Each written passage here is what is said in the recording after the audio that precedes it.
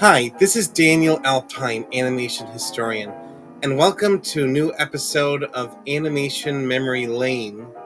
A little before the public announcement of the new studio DreamWorks in October of 1994, co-founder Jeffrey Katzenberg had met with the screenwriting duo of Ted Elliott and Terry Rossio.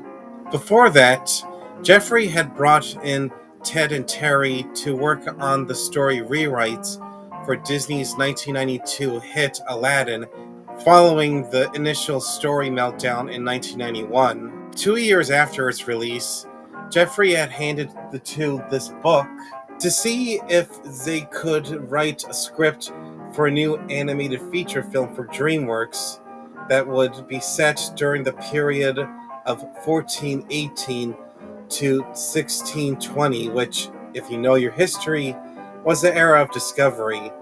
During that time, people from different countries set forth to discover and, to the misfortune of the indigenous people, colonize new lands. For further inspiration, Ted and Terry looked to the classic Road to comedy films that starred Bing Crosby and Bob Hope. In the spring of 1995, the first outline of the story for this new project was finished, but it would be very different than what was eventually released. The initial vision of the film was to be an epic drama in a similar vein to the studio's second animated film, The Prince of Egypt.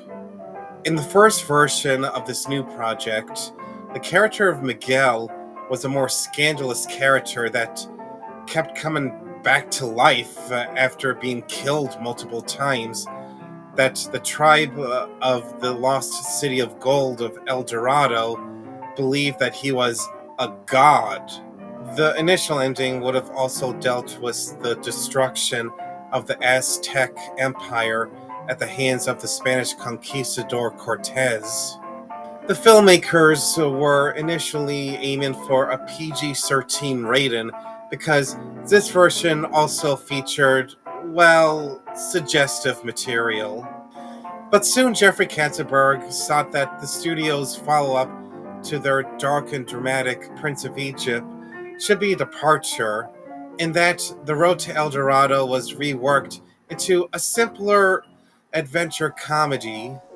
For the finished film, the lead characters, Miguel the Dreamer and Tulio the Schemer, were instead petty swindlers that, through a series of comedic circumstances, discover the mythical lost city of gold, El Dorado, and the people of the city mistook the two as gods. During an interview, Jeffrey Katzenberg thought that it would be neat that these two characters that in any other film would be cast as the comedic sidekicks would instead be the center of a movie and would set forth on a grand adventure, in that the heart of the film would be the friendship between the two leads. It was also decided that the lost city of gold, El Dorado, should instead be a Shangri-La sort of paradise. Due to the script rewrites, the film had to be pushed back from its initial release of fall of 1999 to instead March of 2000. And because of this, the film's initial directors, former Disney animator Will Finn and animator David Silverman, were pulled off the project and replaced with French animator Eric Bibel Bergeron and effects animator Don Paul. It's also believed that Jeffrey Katzenberg did uncredited directing of the film. In DreamWorks tradition, the casting of the film included a number of celebrities. An interesting production story about this particular film was that, since the friendship between the two leads was the heart center of the story, the actors that were the voice of Tulio and Miguel, Kevin Kline and Kenneth Branagh respectively, recorded their lines together instead of separate, as is tradition for other animated films. The Road to El Dorado was the studio's second musical after The Prince of Egypt, but during production it was thought to take the musical part of this in a different direction and do something that's similar to what Disney did for Tarzan, in which, except for one song, the characters would not sing, and instead, British pop singer Elton John would sing the rest of the songs as an off screen storyteller. Elton John would also write the music for the songs, and the lyrics were from British lyricist Tim Rice. And as we all know, the two previously wrote the songs for Disney's The Lion King. The musical underscore for the film would be a collaborative effort from another Lion King alumni, Hans Zimmer, and from DreamWorks regular John Powell. What is to be known is that the film's production was in fierce competition with another Inca-inspired animated feature, Disney's The Emperor's New Groove. A DreamWorks artist said that it was a real race to finish their film first before Disney's.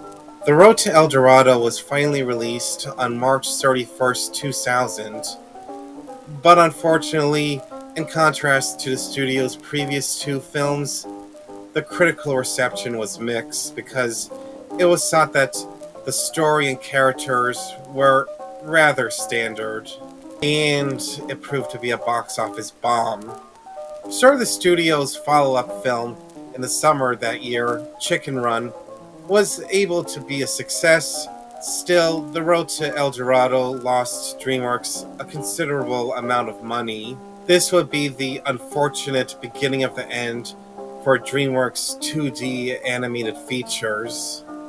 But thanks to the internet culture, The Road to El Dorado is now a cult classic, and is considered an underrated gem in the DreamWorks canon, and is often too on the list of different underrated animated films in general. Co-director Eric Bergeron went on to co-direct another DreamWorks movie, Shark Tale, which, in contrast, is still considered to be the studio's lowest point. After initially being pulled from the film, Will Finn went back to Disney to co-write and co-direct their 2004 flop, which is a different story for a different time. So whilst The Road to El Dorado didn't strike gold on its first time out 25 years ago, its cult following has helped it earn a new reputation as an underappreciated golden treasure, and even fans think that it could work as a live stage musical, since DreamWorks have already adapted Shrek and the Prince of Egypt into live theater, and perhaps it could work if done well, but we'll have to see on that. This is animation historian Daniel Alpine, and I'll see you next time.